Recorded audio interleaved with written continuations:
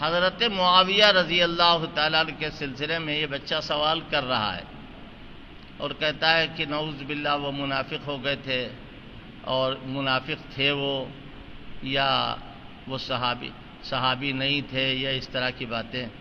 تو میں ایک بات یہ کہہ رہا ہوں، حضرت معاویہ کے سلسلے میں آپ زیادہ جانتے ہیں ان کو یا حضرت علی زیادہ جانتے ہیں؟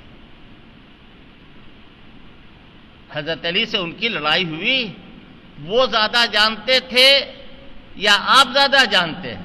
حضرت حسن زیادہ جانتے تھے یا آپ زیادہ جانتے ہیں؟ حسن کے نانا زیادہ جانتے تھے یا آپ زیادہ جانتے ہیں؟ حضرت معاویہ صحابی ہیں اور حضرت علی سمیت پوری جماعت صحابہ نے ان کو صحابی مانا ہے. صرف یہی نہیں، ہم تو قرآن کا حوالہ دے رہے ہیں.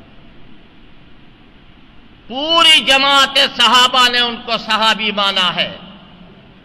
حضرت عبداللہ ابن عباس نے کیا کہا؟ داہو، بخاری شریف کے الفاظ، فَإِنَّهُ قَدْ صَحِبَ النَّبِيَّ صلی اللہ علیہ وسلم. وہ اللہ کے پیغمبر کے صحابی ہیں. خبردار، کہیں فرمایا کہ وہ مجتہد ہیں. حضرت معاویہ کے سلسلے میں یوں ہی ہوا میں فیر کرو گے. حضرت معاویہ رضی اللہ تعالیٰ عنہ جس وقت حضرت حسن سے صلح ہوئی، حضرت حسن کو اللہ پاک نے اتنی بلندی عطا فرمائی، انہوں نے اتحاد امت کے لیے حضرت معاویہ سے صلح کر لی. کوئی ایسا نہیں بچا کہ جس نے حضرت معاویہ کے ہاتھ پر بیعت نہ کی. اور کسی صحابی نے کبھی بھی انکار نہیں کیا حضرت معاویہ کی صحابیت کا.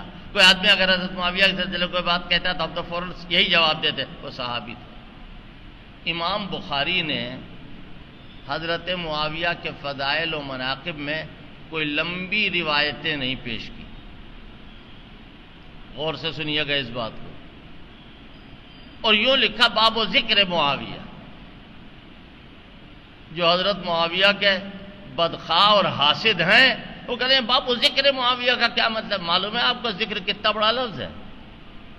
قرآن کہہ رہا ذکر رحمت ربک عبدہ زکریا. قرآن کہہ رہا ہے وَاذْكُرْ عَبْدَنَا ایوب. یہ ذکر جو ہے وہ بہت بڑی چیز ہے، معمولی چیز نہیں ہے. امام بخاری کا یہ دستور تھا کہ وہ بخاری شریف میں اپنے متعین کردہ جو شرائط تھے، ان شرائط پر جو حدیث پوری اترتی تھی اس کو لاتے تھے.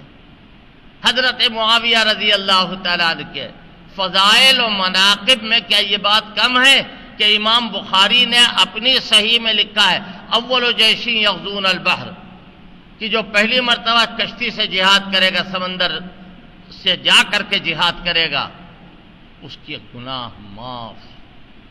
وہ کون ہے؟ حضرت معاویہ. بخاری شریف کی تمام شرح نے یہ بات لکھی.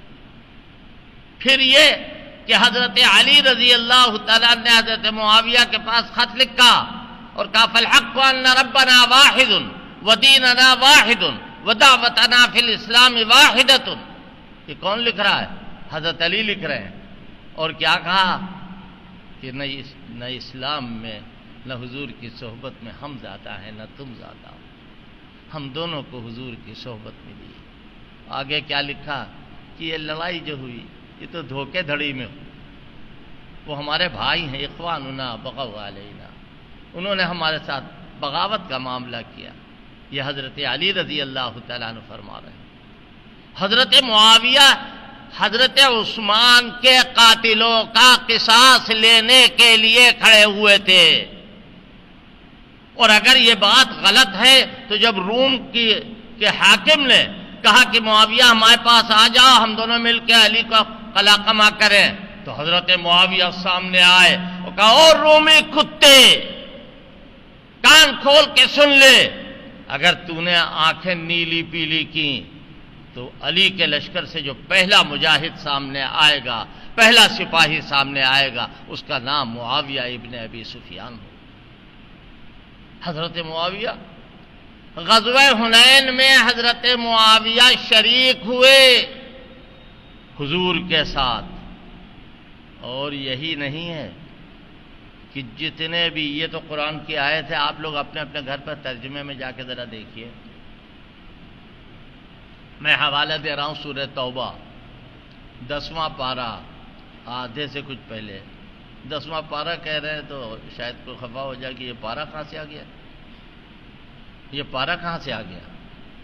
پارے تو آپ نے بھی لکھے، پارے تو آپ نے بھی لکھے بھیا، یہ یاد کرنے کے لیے، یہ تلاوت کرنے کے لیے ہے.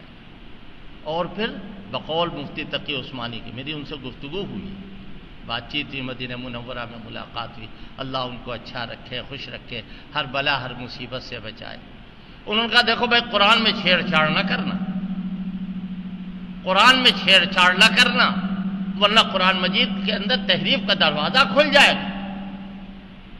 حنین میں جو لوگ، جو صحابہ شریک تھے، صاف صاف لفظوں میں کہہ رہا ہوں، قرآن ان کے بارے میں کہہ رہا ہے ثم انزل اللہ سکینتہ علی رسولہ وعلی المؤمنین وانزل جنودا لم تروها.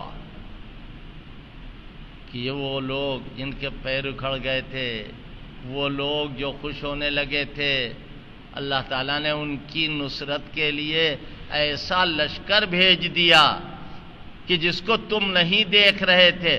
اور ایک خاص چیز جو پہلے بیان کی ہے، ثم انزل اللہ سکینتہ، اللہ نے ان پر سکینہ اتارا. ارے ڈوب کے مرو،